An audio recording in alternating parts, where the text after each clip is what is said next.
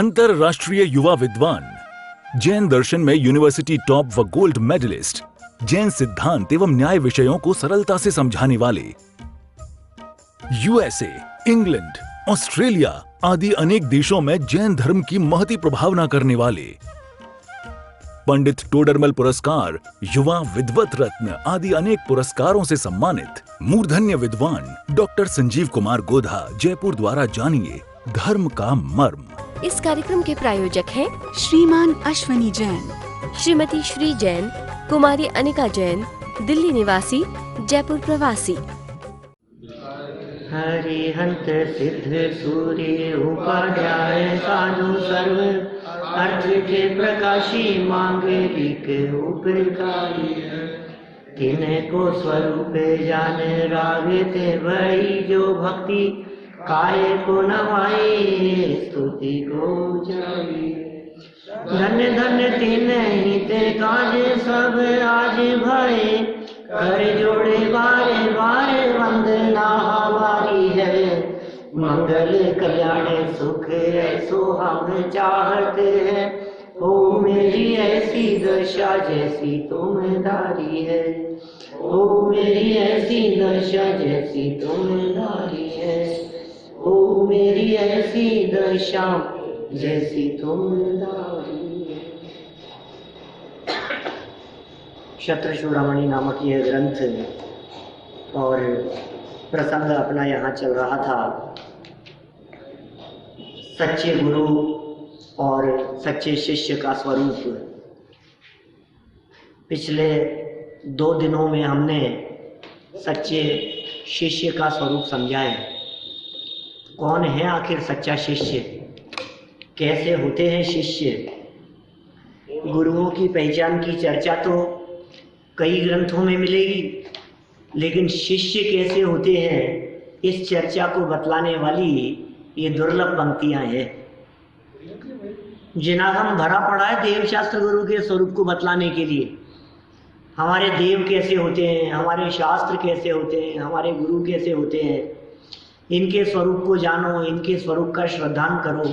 बहुत ग्रंथों में आपको देव शास्त्र गुरु के स्वरूप की चर्चा मिलेगी, माने गुरु के स्वरूप की चर्चा बहुत ग्रंथों में है। लेकिन गुरु के शिष्य कैसे होना चाहिए, ये बात यहाँ मिली हमारे को, जिसकी चर्चा हमने अपेक्षित विस्तार से 2 दिनों में यहाँ की है। कितने विशेषणों से युक्त यह शिष्य है। गुरु के प्रति भक्ति, संसार के प्रति उदासीनता, विनय भाव, धर्मात्मा, सम्यक ज्ञानी, शांत चित्त वाला, आलस्य रहित और उत्तम आचरण वाला, इतने शिष्य के गुण होने चाहिए। निश्चित रूप से यहाँ से उठने के बाद भी आप लोगों ने इन बातों के बारे में थोड़ा बहुत विचार किया होगा। नहीं किया तो करना चाहिए। आगे आगे पढ़ते जाएं और पीछे की बातों को भूलते जाएं, उसमें तो सार नहीं है। आगे पाठ और हाँ, ऐसा नहीं। देखिए, ये सब आपने जितनी बातें कही शिष्य के बारे में, ये सारी बातें तो ऐसे लगता है जैसे कोई जगत के लिए ही हो। क्या ये गुरु की भक्ति कुछ प्रयोजन सिद्ध करने में भी समर्थ है क्या, हमारे आंतरिक प्रयोजन सिद्ध करने में भी समर्थ है क्या। तो एक नया बिंदु यहाँ दिया, गुरु भक्ति मुक्ति का भी कारण। पेज नंबर 147 पर 32 नंबर का यह श्लोक है। गुरु की जो भक्ति है, भक्ति मुक्ति का कारण है। हम 24 तीर्थंकरों का जो पूजन करते हैं, उसकी पूजन की अंतिम पंक्तियां हैं, भक्ति मुक्ति दातार 24 जिन राजवर, तिन पद मन वच धार, जो पूजे सो शिव लहे। अब इसकी ऊपर वाली लाइन पर तो सबका ध्यान रहता है, फटाफट कोई भी व्यक्ति सुना देगा, भक्ति मुक्ति दातार, भक्ति मुक्ति दातार। देखो देखो, भक्ति के प्रभाव से मुक्ति हो गई।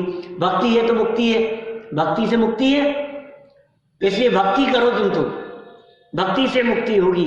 लेकिन भाई भक्ति का स्वरूप क्या है वो उन्होंने सेकंड लाइन में बताया है। क्या है भैया? भक्ति मुक्ति दातार, भक्ति मुक्ति को देने वाली है। और 2400 जनराजवर, 2400 तीर्थंकरों की भक्ति से मुक्ति होती है। लेकिन कैसी भक्ति? 3 पद मन वच धार। जो पूजे, कैसे पूजन करें? 3 पद मन वच धार। इसके 2 तरह के अर्थ हैं इस लाइन के।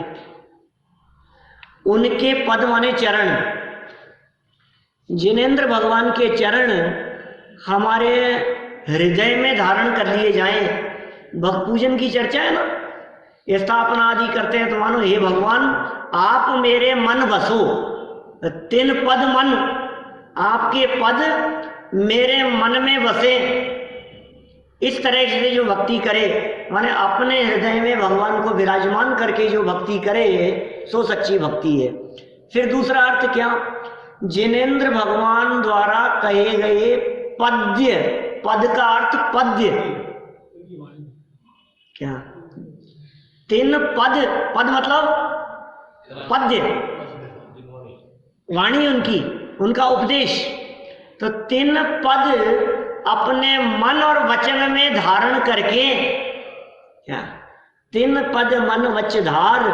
जो पूजे, माने हे जिनेंद्र देव आपके द्वारा बतलाया गया वस्तु स्वरूप मेरे मन में भी है, और आपके द्वारा बतलाए गए वस्तु स्वरूप का अनुसरण करके मेरी वाणी भी निकलती है। जो पूजे ऐसा करके, मन वच और फिर जो पूजे, 3 बातें हो गई। मन, फिर वच और जो पूजे माने काय से। तो मन, वचन और काय से जो इस तरह तीनों की एकाग्रता पूर्वक, तीनों के सम्मिलन पूर्वक पूजन करता है सो शिव लहे, वो मुक्ति की प्राप्ति करता है। ऐसी भक्ति वो मुक्ति का कारण होती है। देखिए यहां भी इन्होंने इसी तरह का एक श्लोक प्रस्तुत किया है, 32 नंबर का यह श्लोक, जिसमें गुरु की भक्ति को मोक्ष का कारण बतलाया जा रहा है। देखिए भुक्ति और मुक्ति दोनों ही हैं। हाँ देखिए, गुरु भक्ति क्षुद्रम किं वा न साधयेत्, त्रिलोकी मूल्य रत्नेन दुर्लभ किं तुषोत्करः। क्या कहा? गुरु भक्ति सती मुक्त्यै क्षुद्रम किं वा न साध्येत्, त्रिलोकी मूल्य रत्नेन दुर्लभ किं तुषोत्करः। नीतिकारों का श्लोक है ये भी। लगातार रागी और परिग्रही गुरु थोड़ी ना हो सकता है। नहीं, देखो रागी और परिग्रही गुरु नहीं हो सकता, हो सकता है लेकिन परिग्रह के प्रति अल्प राग जिसके मन में हो वो गुरु हो सकता है। यहाँ जो गुरु की व्याख्या की गई, ये व्याख्या अकेले दिगंबर गुरु के संदर्भ में हो ऐसा नहीं है। जो शिष्य की व्याख्या की गई है अकेला दिगंबर गुरुओं का शिष्य हो ऐसा नहीं है। हाँ, दिगंबर गुरुओं के बतलाए हुए अनुसार प्रतिपादन करने वाले भी गुरु हैं और ऐसे ज्ञानी विद्वानों के वचनानुसार चलने वाले भी शिष्य हैं। क्योंकि यहाँ आर्यनंदी और जीवंदर कुमार का प्रसंग चल रहा है। प्रसंग जो चल रहा है वो आर्यनंदी और जीवंदर कुमार का चल रहा है, और इस प्रसंग के अनुसार देखो तो आर्यनंदी गुरु दिगंबर गुरु नहीं है, और वो जो शिष्य हैं वो शिष्य श्रावक हैं और बतलाने वाले भी श्रावक हैं, लेकिन ज्ञान के धारी हैं, वैराग्य का उपदेश देने वाले हैं। गुरु के वे सारे लक्षण इसमें लागू होंगे। रत्नत्रय से संपन्न होने चाहिए, चाहे चौथे गुण स्थान वाले हों चाहे पंचम गुण स्थान वाले हों, निष्प्रय भाव से पात्रों के प्रति स्नेह रखने वाले हों, मोक्ष मार्ग का उपदेश देने वाले हों, ये सारे लक्षण गुरु में घटित होंगे। आप यदि सर्व प्रकार के राग रहित को गुरु मानेंगे तो फिर परमात्मा के अतिरिक्त और किसी को गुरु नहीं मान पाएंगे, ये समस्या खड़ी होगी। चलिए मैं यहां से पढ़ता हूं कुछ अन्वयार्थ की पंक्तियां अत्रह नीति कह करके नीचे लिख रहे हैं। संस्कृत छोड़ करके सीधा हिंदी हम पढ़ेंगे। जब समीचीन गुरु की भक्ति मुक्ति की प्राप्ति के लिए होती है तो फिर किस क्षुद्र कार्य को नहीं साधेगी। जैसे 3 लोक है, मूल्य जिसका ऐसे रत्न से भूसे का ढेर मिलना क्या दुर्लभ है। ये गुरु भक्ति की महिमा का बखान कर रहे हैं, गुरु भक्ति को कह करके पुकार रहे हैं। भाई साहब सुनो, ये गुरु भक्ति जब मोक्ष दे सकती है, इस गुरु भक्ति से आपको मुक्ति मिल सकती है, तो क्या इस गुरु भक्ति से दुनिया के साधन मिल जाएं तो कौन से आश्चर्य की बात है, क्या दम है इसमें। इस गुरु भक्ति की महिमा में ये बखान करके आचार्य देव ने इतना सुंदर श्लोक कह दिया। क्षुद्र कार्य कराना चाहता है गुरु भक्ति से, गुरु आदेश से, गुरु के द्वारा जो मार्ग बतलाया गया है, गुरु के द्वारा जो मिल सकता है, वो इस 3 लोक में सर्वोत्कृष्ट पदार्थ वो मुक्ति है। गुरु तुझे मुक्ति दिला सकते हैं। अरे उस मुक्ति में आपके खराब गाड़ी से मुक्ति है, परेशान करने वाले मकान से मुक्ति है, पड़ोसियों से यदि आप परेशान हो तो उनसे भी मुक्ति है, जिसे सारे जगत में दुख भोगने का माध्यम कहा जाता है ऐसे शरीर से भी मुक्ति है। सर्व प्रकार की टेंशन, आकुलता, व्याकुलता, घबराहट, सबसे मुक्ति का नाम मोक्ष है। और वो परम मुक्ति की प्राप्ति गुरुओं की शरण में आकर के गुरुओं की भक्ति से मिलती है। अब हमने कहा कि तेरी सारी टेंशन मिट जाए, सारी आकुलता मिट जाए, ये गुरु भक्ति से होगा। ये गुरु की शरण में आकर के कहता है महाराज मेरा केस निपट जाए। क्या? अरे हम कह रहे हैं तेरी सारी टेंशन निपट जाएगी, तू अकेले एक केस की बात कर रहा है, तेरी बुद्धि कहाँ है। हम कह रहे हैं तेरे सारे काम हो जाएंगे और तू ये कहता है कि महाराज बस मेरा तो कमर दर्द ठीक हो जाए ना, मुझे इतना बहुत है, मैं तो आपका आशीर्वाद मिल जाए और ये कमर दर्द ठीक हो जाए। अरे न कमर दर्द रहेगा, न घुटनों के दर्द रहेंगे, न कमर रहेगी न घुटने रहेंगे। कमर रहेगी तो क्या, कमर और घुटने माने शरीर भी छूट जाएगा, तो शरीर से भी मुक्त हो जाएगा, सिद्ध अवस्था की प्राप्ति होगी। ऐसी मुक्ति की यहाँ चर्चा की जा रही है। किसी दरिद्री व्यक्ति को, किसी गरीब व्यक्ति को कोई राजा, चक्रवर्ती जैसा सम्राट ये कहे कि मांग तुझे क्या मांगना है, मैं तुझसे बहुत प्रसन्न हूं। बोलो, आज तो अवसर ऐसा आ गया है उस गरीब व्यक्ति के लिए कि मानो जन्मों की दरिद्रता मिट जाए, पीढ़ियों से चली आ रही गरीबी और दरिद्रता और दासता को मिटा देवे, ऐसा प्रसंग आ गया है, ऐसा मौका मिला है। चक्रवर्ती जैसा सम्राट, और वो कह रहा है मांग तुझे क्या मांगना है। और वो भिखारी ये कहे महाराज एल्युमिनियम का कटोरा है, स्टील का दिला दो ना भीख मांगने के लिए। ये तेरे अभाग्य की महिमा तुमसे नहीं कही जा सकती है। क्या मांग रहा है, तेरे में अकल है, तू किससे मांग रहा है और किसने तेरे को ऑफर दिया है, तुझे अंदाजा है इस बात का। नहीं तो मैं तो क्या थोड़ा अच्छा नहीं लगता आजकल, थोड़ा सा भीख मांगता हूँ ना मैं एल्युमिनियम के कटोरे में, थोड़ा स्टील का दे दो, इसकी जगह चेंज कर लूंगा मैं। मांगना तो भीख ही है। अरे तेरा भिखारीपन मिट जाए, ऐसा अवसर आ गया है, तुझे गुरु भक्ति के माध्यम से पूर्णता की प्राप्ति हो जाए, ऐसा अवसर मिला है, तो ये तू लौकिक कामों की क्षुद्र कार्य वो नहीं सदेंगे क्या इससे, गुरु भक्ति से। दुनिया में ऐसा कौन सा काम है जो गुरु भक्ति से नहीं सधे। ये गुरु भक्ति की महिमा बतलाने वाला कितना सुंदर श्लोक यहाँ वादीप सिंह सूर्य आचार्य देव ने प्रस्तुत किया है। ये चमत्कारिक है बात, देखो आप कितनी सुंदर बात लिखी है। वहां पर देखो, जब समीचीन गुरु की, पीछे से चल रही हैं पंक्तियां, जब समीचीन गुरु की, समीचीन गुरु क्या होता है, समीचीन माने होता है सम्यक, समीचीन माने सच्चा, सच्चे गुरु की, झूठे गुरु की बात नहीं है। गुरु का वेश धारण किए हुए व्यक्ति की बात नहीं है। जिसने बाहर में गुरु का वेश धरा हो और गुरु ना हो अंतर से, उनकी चर्चा नहीं है। लेकिन जो सच्चे गुरु हैं, वास्तव जिनमें पीछे गुण कहे थे जो गुण गुरु के कहे गए थे, वे गुण जिसके जीवन में दिखाई देते हों, ऐसे समीचीन गुरु की भक्ति भी किस लिए? मुक्ति के लिए, केवल मुक्ति के लिए।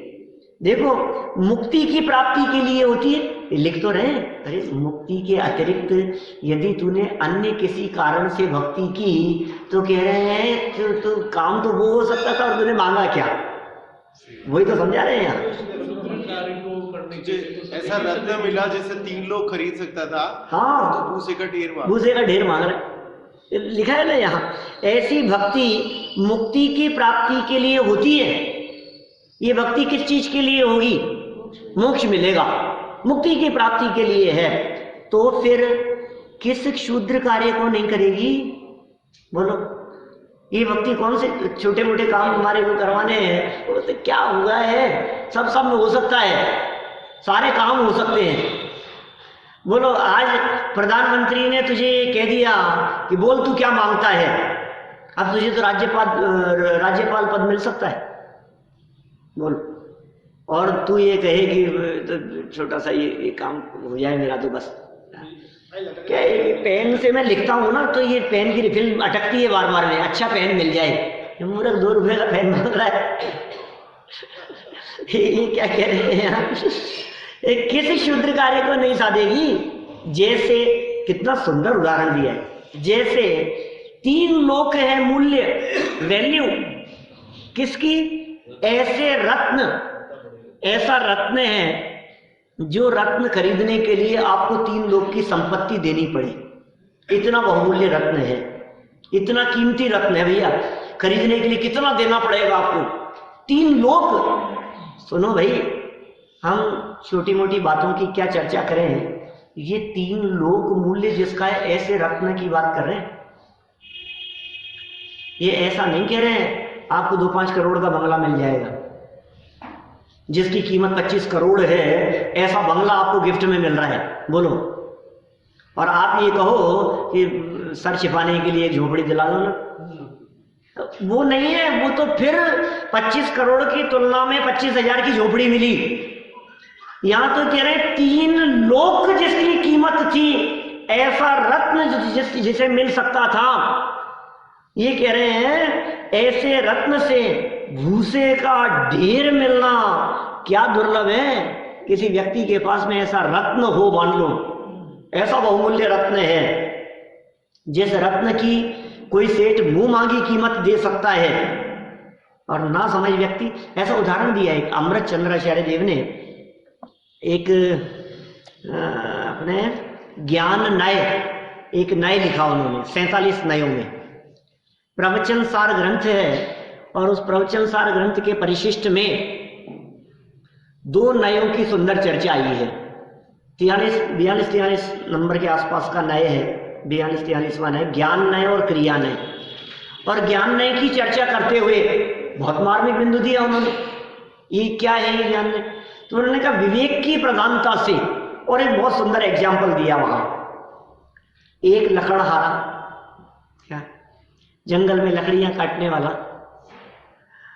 अचानक जंगल से लौटते समय, लकड़ियां काटते हुए वहां से वापस लौटते समय अंधेरा हो गया था, और एक चमकता हुआ सा पत्थर उसे दिखाई दिया। चमकता हुआ पत्थर दिखा, घर लिया, और घर ला करके क्या करने लगा? अरे प्रकाश दिखता है थोड़ा सा, तो दीपक नहीं जलाना पड़ता, इसकी रोशनी से काम हो जाते हैं।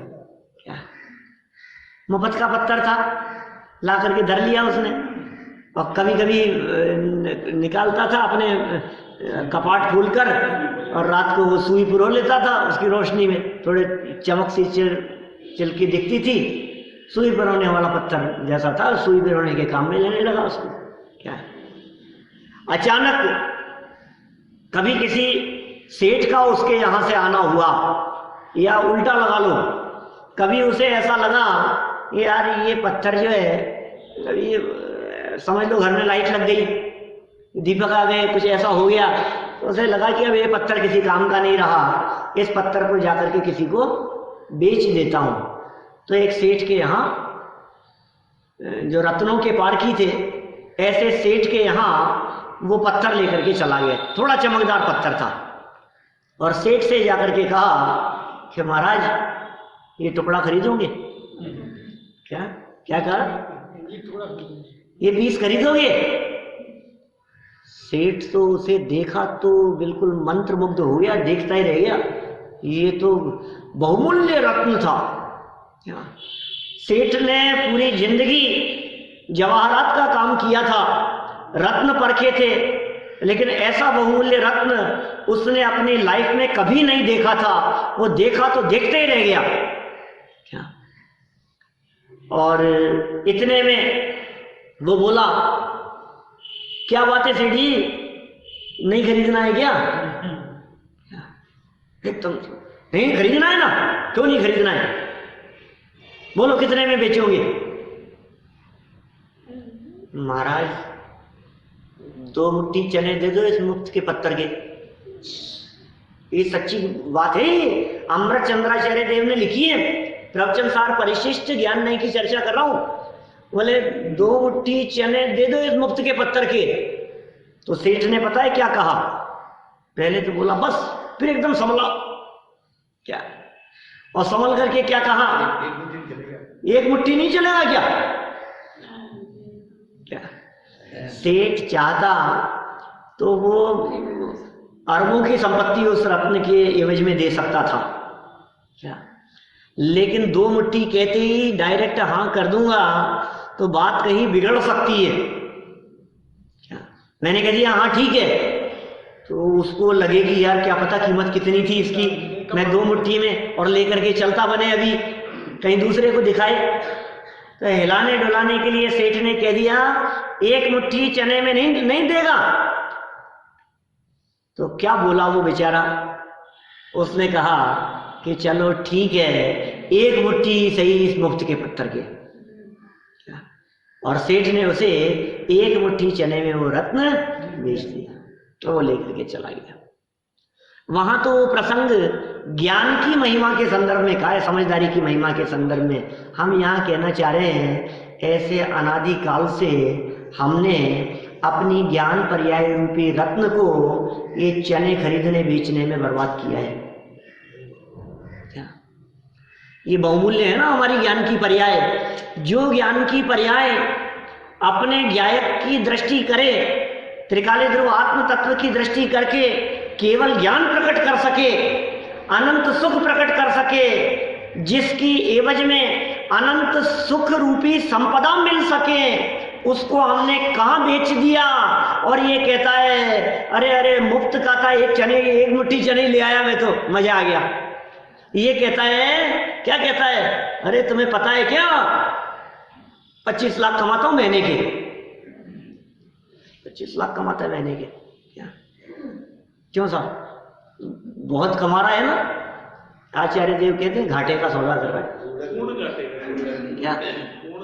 तुझे लग रहा है लाखों कमा रहा हूं, और तुझे इस बात का पता नहीं है कि तेरे जो मनुष्य जीवन के क्षण बर्बाद हो रहे हैं, ये दुर्लभ मनुष्य जीवन जो व्यतीत हो रहा है, ये बीता कल नहीं वापस आता है। ये बीता हुआ समय ये वापस नहीं आएगा। ये दुर्लभ क्षण जो तूने दुकान पर बैठकर फर्नीचर बेचने में लगा दिया,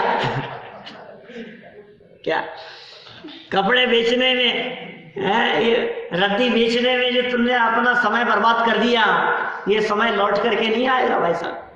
क्यों साहब? कपड़े बेच लो, कागज के टुकड़े बेच लो, और क्या करो मतलब?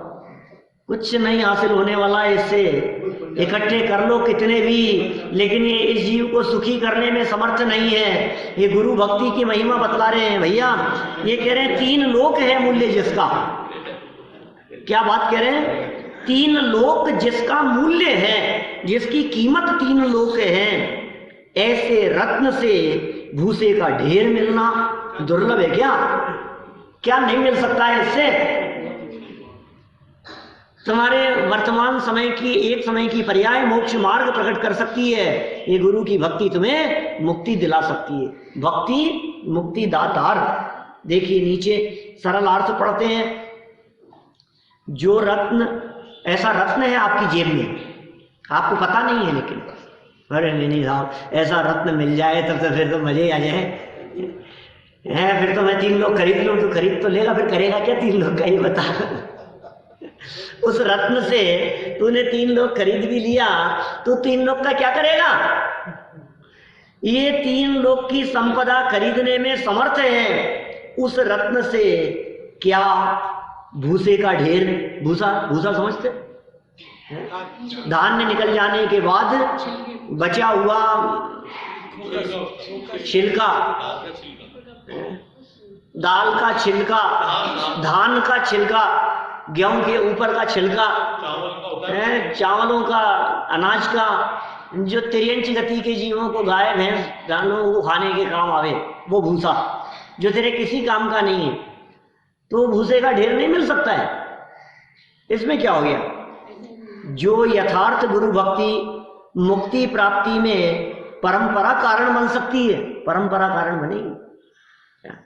ऐसा नहीं गुरु की भक्ति कर रहा है, नाच रहा है, उनके प्रति बहुमान का भाव है, मोक्ष मिल गया। परंपरा से गुरु के प्रति भक्ति है।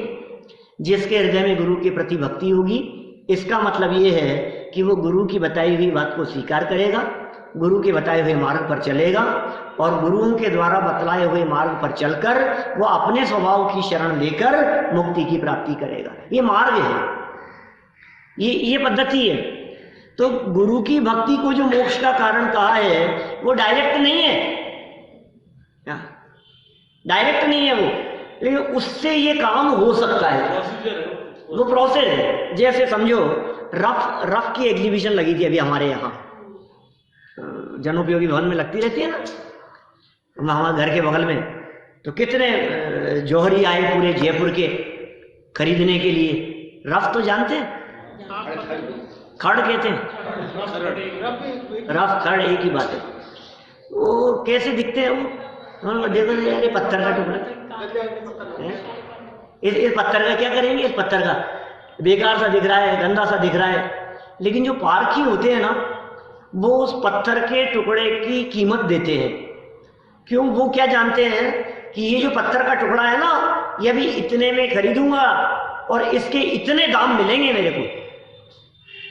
कोई उस पारखी व्यक्ति को देखकर उसके साथ में गया हुआ कोई नौकर, वो ये सोच ले रहे कि यार इस पत्थर के ये 2000 रुपए का पत्थर ये बतला रहे हैं, और 2000 रुपए के पत्थर के 2 लाख रुपए में ले जाकर के बेचेंगे क्या? साथ में गया हुआ सर्वेंट इस बात को समझ ले वे, सुने क्या, दिमाग चकरा जाए उसका। अब यदि वो व्यक्ति ये सोचे कि चुराने की सोचे और चुरा करके बाजार में जाकर के उस पत्थर को बेचे, तो कितने पैसे मिलेंगे? 2000 भी नहीं मिलेंगे क्या? उस 2000 के 2 लाख कैसे होंगे, ये वो पारखी जानता है कि उस पत्थर की किस तरह की प्रोसेसिंग होगी, और वो प्रोसेस होकर के जब वो फिनिश्ड गुड्स के रूप में निकलेगा सामने, वो रत्न के रूप में सामने आएगा, तो 2 लाख क्या 20 लाख देने को तैयार हो जाएंगे इस पत्थर के टुकड़े के। तो ये पत्थर का टुकड़ा 2 लाख की कीमती, 2 लाख की कीमत रखता है कि नहीं उस पारखी के लिए? रखता है। अंदर की बात अंदर की बात समझता है, डायरेक्ट नहीं। वो कहीं ऐसे ले जाकर के नहीं बेचेगा, वो जानता है, उस प्रक्रिया को जानता है। तो गुरु की भक्ति को मोक्ष का कारण कहा है। कोई व्यक्ति, अज्ञानी व्यक्ति इतना सुनकर के गुरु के चरणों में पड़ा रहे और आरती घुमाए उनके, और सोचे भाई साहब देखो, लिखा था महादेव सिंह सूरी आचार्य देव ने कि गुरु की भक्ति मोक्ष का कारण है, हम तो कुछ नहीं, बस भक्ति करो तुम तो इनकी, पैर दबाओ इनके। कि सुन भैया, पैर दबाने से काम नहीं चलेगा, वो प्रक्रिया है। गुरु क्या कह रहे हैं वो सुन, गुरु क्या समझा रहे हैं, गुरु क्या मार्ग दिखा रहे हैं, उस बताए हुए मार्ग को गहराई से सुनो, समझो, स्वीकार करो, अंदर में चिंतन करो, और फिर अपने में समा जाओ, तो फिर परंपरा से मुक्ति की प्राप्ति होती है। लेकिन कारण कौन बना? गुरु की भक्ति। इसलिए गुरु भक्ति को यहां मोक्ष का कारण कह करके पुकारा गया है। देखिए जो यथार्थ गुरु भक्ति मुक्ति प्राप्ति में परंपरा कारण बन सकती है, तो क्या उस गुरु भक्ति से शुद्ध सांसारिक अनुकूल पदार्थों की सहज प्राप्ति शक्य नहीं है? सांसारिक अनुकूल पदार्थ नहीं मिलेंगे फिर उस गुरु भक्ति से? क्या चाहिए तुझे?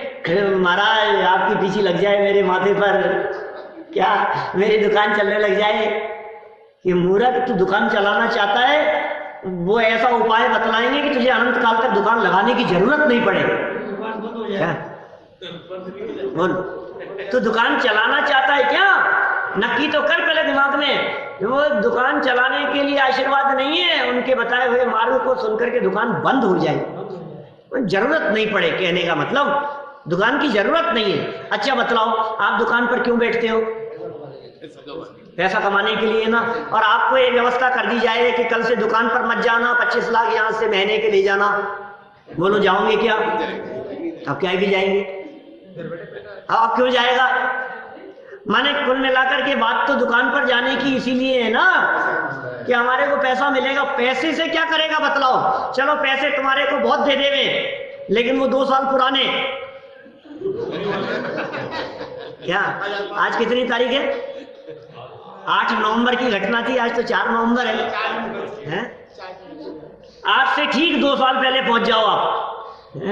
वो सारे नोट अभी तुम्हारे को दे दें, बोलो क्या? अरे क्या ये तो बेकार है, मिट्टी है, इसमें क्या दम है? इसका मतलब वास्तव में पैसे की कीमत नहीं है।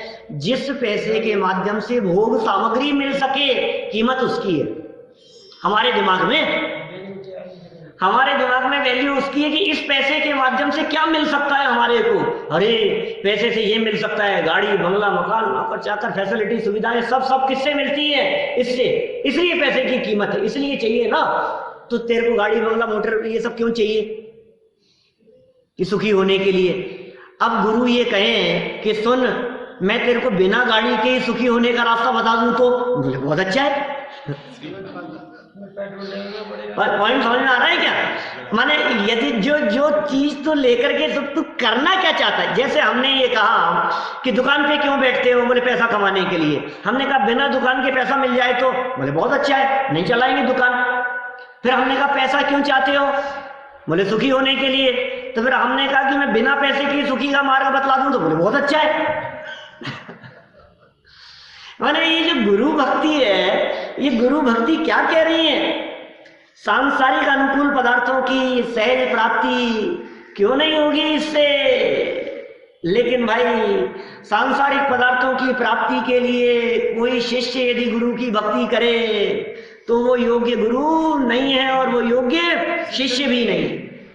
वो पात्र जीव नहीं है, उसमें अकल नहीं है किससे जाकर क्या मांग रहा है, क्या किसकी शरण में जाकर के क्या मांग रहा है। सुनो, आपके यहां दरबार में, आपकी सभा में, क्या आपने किसी एक विशिष्ट आयोजन में मुख्यमंत्री को बुलाया यहां, क्या आप क्या मांगोगे हमसे? डिमांड रखते हैं तभी तो बुलाते हैं। उनको बुलाएंगे, ये साहब हमारे यहाँ पार्किंग की व्यवस्था करवा दो, हमारे यहाँ ये करवा दो, ये इसके लिए ऐसा हो जाए, थोड़ी सुविधा हो जाए, हम एक विद्यालय खोलना चाहते हैं, हम ऐसा अस्पताल बनाना चाहते हैं, हम ऐसा, जो भी जिसकी भावना हो ऐसे डिमांड रखते हैं ना।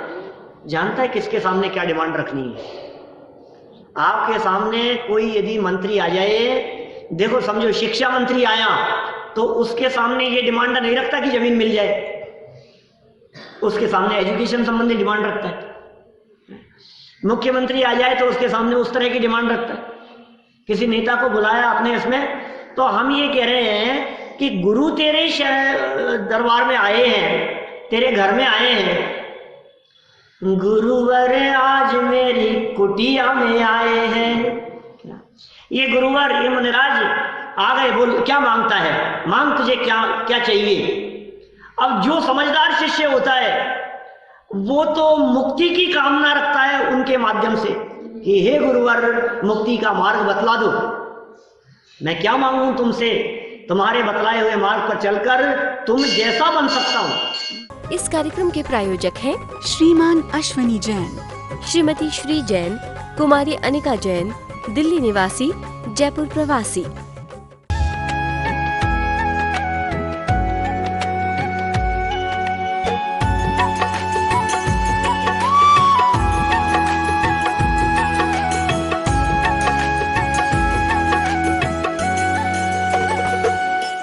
अंतरराष्ट्रीय युवा विद्वान, जैन दर्शन में यूनिवर्सिटी टॉप व गोल्ड मेडलिस्ट, जैन सिद्धांत एवं न्याय विषयों को सरलता से समझाने वाले, यूएसए, इंग्लैंड, ऑस्ट्रेलिया आदि अनेक देशों में जैन धर्म की महती प्रभावना करने वाले, पंडित टोडरमल पुरस्कार, युवा विद्वत रत्न आदि अनेक पुरस्कारों से सम्मानित मूर्धन्य विद्वान डॉक्टर संजीव कुमार गोधा, जयपुर द्वारा जानिए धर्म का मर्म।